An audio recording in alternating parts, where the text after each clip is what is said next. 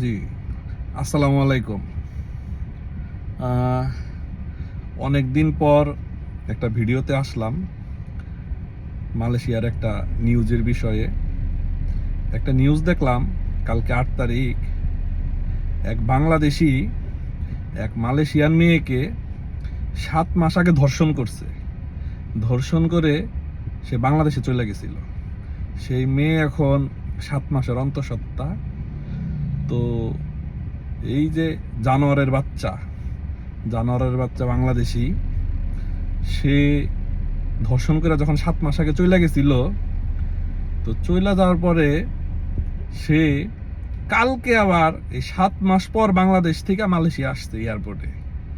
তো সে ভাবছে কোনো কিছুই হবে না, 7 মাস হয়ে গেছে।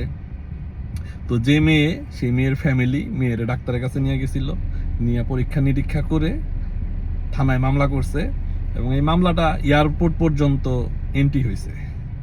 তো কালকে সে যখন 7 মাস পর সেই বাংলাদেশি আসলো, তাকে মালয়েশিয়ান এয়ারপোর্ট ইমিগ্রেশন অ্যারেস্ট করছে। সে এখন পুলিশের হাতে আটক আছে। তো ভিডিওটা এই জন্য করলাম যে আমরা বাংলাদেশি, আমরা বলি আমরা বীরের জাতি, গর্ববোধ করি, সবই ঠিক আছে, কিন্তু বিশ্বাস করেন বিদেশ যারা আছে, এই বাংলাদেশি মানুষের আকাম কুকামের কারণে এদেরকে কোনো দেশের লোকাল লোকজনই এখন আর দেখতে পারে না।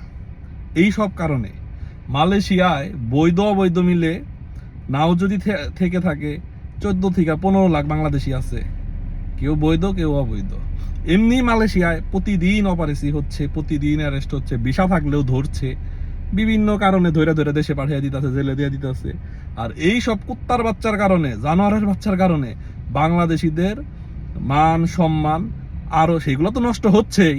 অন্য যারা ভালো আছে, ভালোভাবে যারা থাকার চেষ্টা করে, ভালোভাবে ব্যবসা বাণিজ্য করে, চাকরি বাকরি করে, তারাও এই সব কুত্তার বাচ্চার জন্য শান্তিতে থাকতে পারতেছে না। তো আপনাদের আশেপাশে, কোন প্রবাসীর আশেপাশে এইরকম নিকৃষ্ট জানোয়ার যদি থেকে থাকে, একদম জুতা পিটা করে তার বয়কট করবেন। ঠিক আছে, আসসালামু আলাইকুম।